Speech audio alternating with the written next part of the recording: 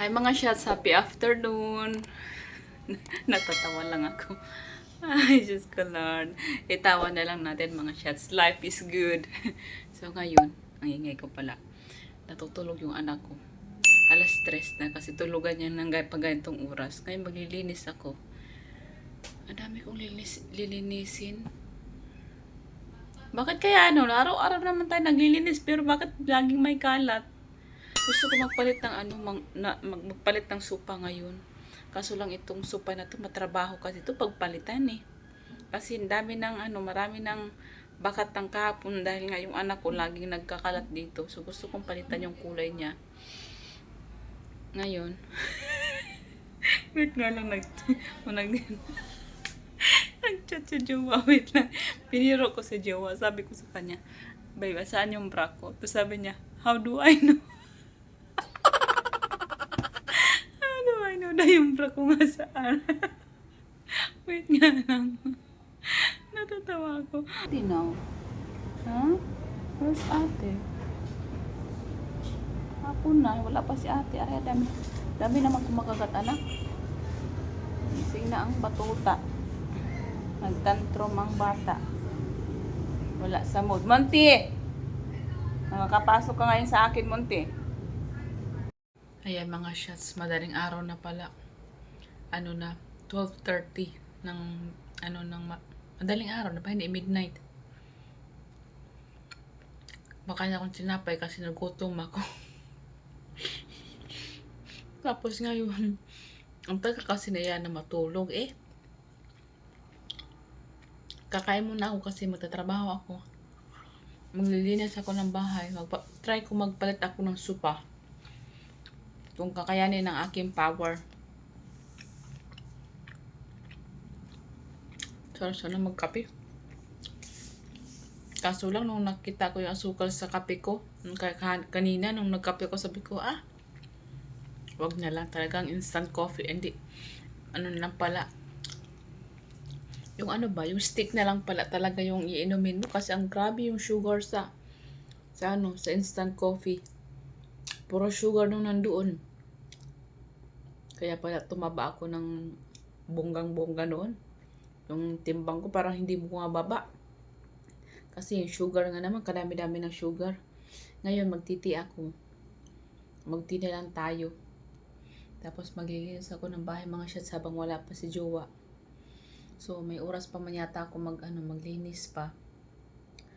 Kasi kanina itong plano ko eh. Kaso hindi na tuloy kasi nga may mga ginawa na rin akong kanina. So, hindi na naman natuloy kasi pag itutuloy mo siya ngayon, yung anak ko, magugulo din naman siya pag naglilinis ako. Sabi ko, patulugin ko muna yung anak ko.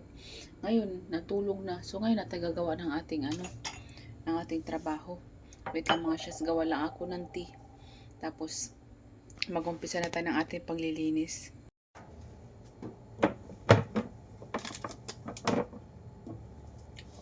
Yan, nagbabayofit pala ako mga shots. Ito yung yan, lagyan natin ng ilaw.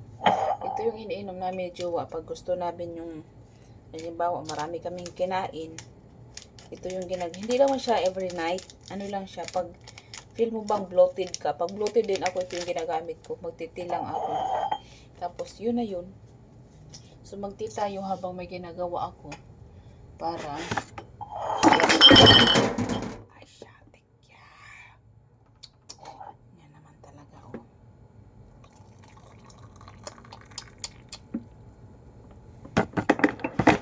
Yung tipong nag-ano ka na hindi mag-ingay kasi baka magising ang bata. Tapos naman, lagay natin sa kabila. Yan. Tapos ngayon, maglilinis na ako mga shots. Mag-umpisa na pala ako maglinis habang wala pa si Jowa. Hindi ko alam kung saan ko kayo ilagay. Anyway lang, wait lang muna.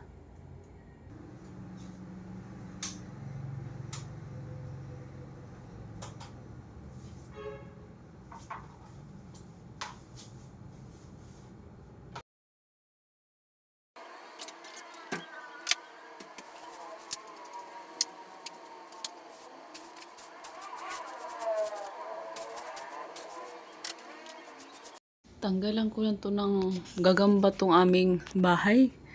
Kasi kanina ko lang napansin nung tinitigan ko yung wall. May mga ano na pala ito, mga spider web. Spider web ba yan? Basta ganyan, tinan mo. Ang dami. Sabi ko, ano ba yan siya? Parang wala nang nakatira. Inunahan na tayo ng spider web. So, lilinisan natin to. Umpisa tayo sa taas. Para naman matanggal to mga hiwagang ito. Saan ba kayo galing? Kahit nga yung wall eh. Ayan oh. Ayan oh. Diyan oh. Wow, ang dami. Oh, di ba? May gagamba ba tayo sa loob? Tapos yung wall niya, madami ding ano. Marami din siyang mga alikabok.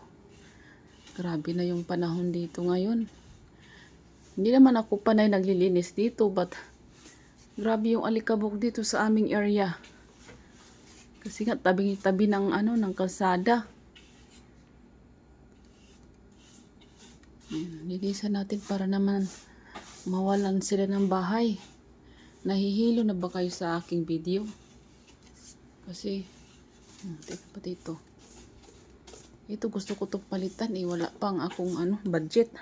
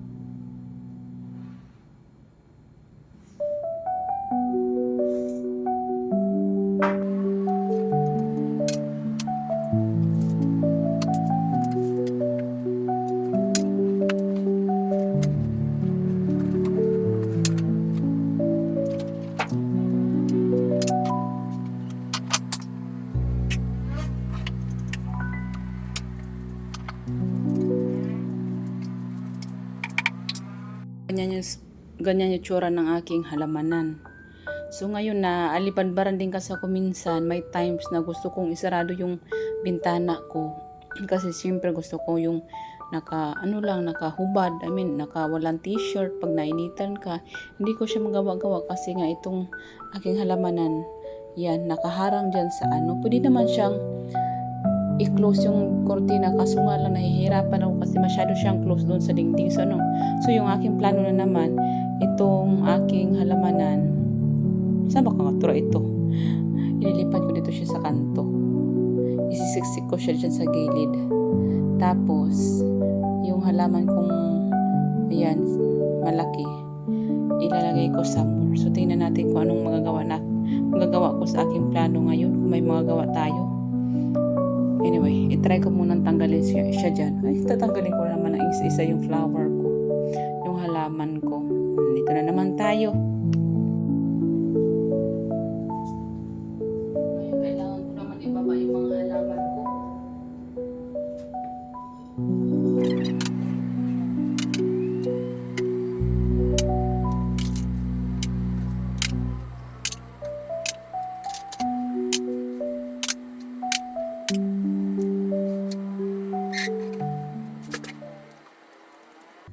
So, yung mga shots nakita ko yung timbangan. Ngayon, itry kong itimbang yung sarili ko. Kasi kakain ko lang ba naman ng tinapay? Nakadagdag na yun. So, itry kong itimbang yung aking sarili kung ilang kilo na ako ngayon. Kasi dati, 60, kung hindi ako nagkakami, 65 yung aking 65 to 64 yung aking timbang. So, tingnan natin kung ano na yung timbang ko ngayon.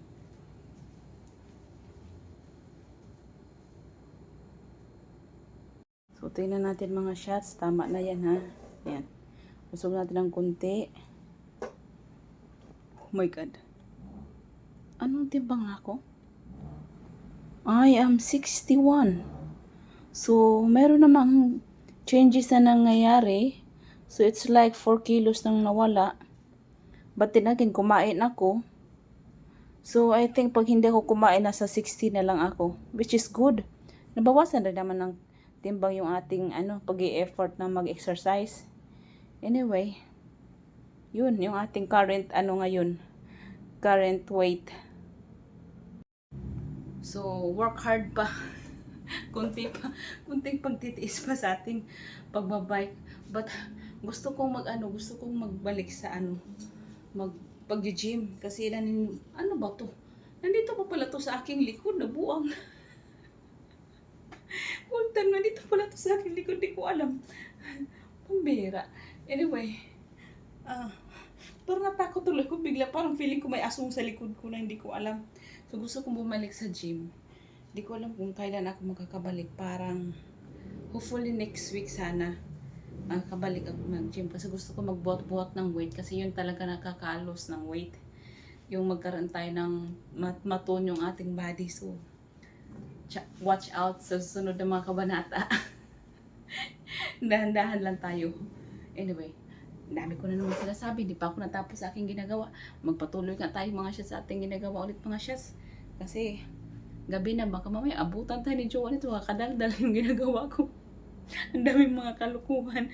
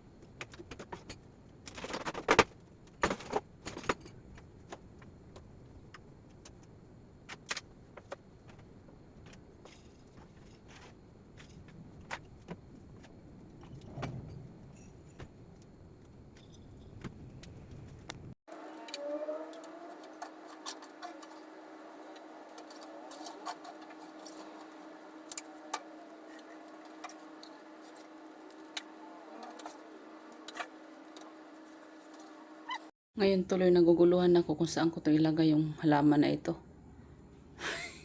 Ilagay ko sa gitna. Diyos ko. So, okay na yung ganyan siya na nakatakip yung kortina. At least meron akong privacy kung gusto ko magkubad. Kasi pag Nung dati, hindi ako nakakahubad kasi nga, hindi mo masarado ang bintana. So, ngayon, saan ko to ilalagay? Maganda sana dyan sa kanto eh. Wait nga lang, itry ko lang. Try ko sa kanto.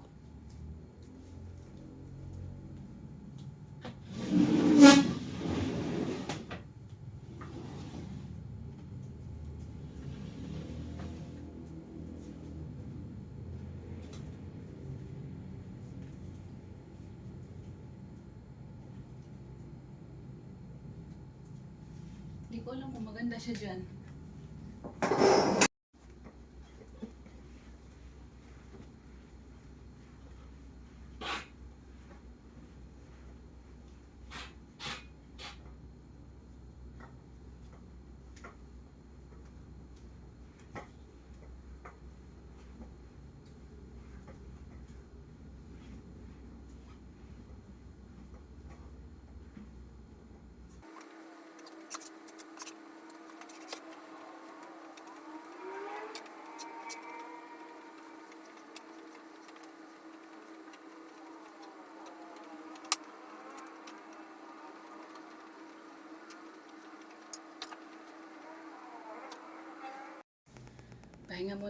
Pahinga muna tayo mga shots. Hindi mo na ako pinawisan. Ang init. Nanginginit ako. Ibang init pala yun. Anyway, nagawan ko naman ng paraan yung aking gusto ngayon. Nagkasya naman siya. Pinagkasya ko. So medyo gumanda yung aking paningin. Na nabawasan yung kalat, nabawasan ng alikabok yung aking bahay. Hindi pa ko totally tapos yung aking, ay, Diyos ko niyo, kakaya yung ating tiyan. Yung ating, sopa. Yun yung aking gagawin na. Kasi tapos na ako nag-map, tapos ako magpunas, na-arrange ko na lahat ng kailangan kong i-arrange ngayon. Ito naman, hanapin ko muna yung aking, yung sopa nito, hanapin ko muna kung asaan ko na itago. Wait lang. Shots, hindi ko na naman magagawa yung trabaho ko ngayon. Paano si Nicolas sarado ng pinto? Ayaw ko naman disturbuhin kasi siguro kakatulog niya lang. Sabi ko sa kanya, huwag magsarado ng pinto kaya magliligpit ako. Nagigigil ako sa batang ito. Magsarado ng pinto. Ang loko kong bata. Paano ko papalitan ng cover yung sopa natin? Ay, mapupurnada na naman. Anyway, baka bukas na lang mga shots. Bukas ko na lang siya palitan. Kaya wala sarado na yung pinto niya. Ayaw kong disturbuhin kasi maaga pa magigising din. Hayaan ko lang muna. Bukas na lang ako nalibadbaran ako sa lamok. Bukas ko na lang siya papalitan mga shots.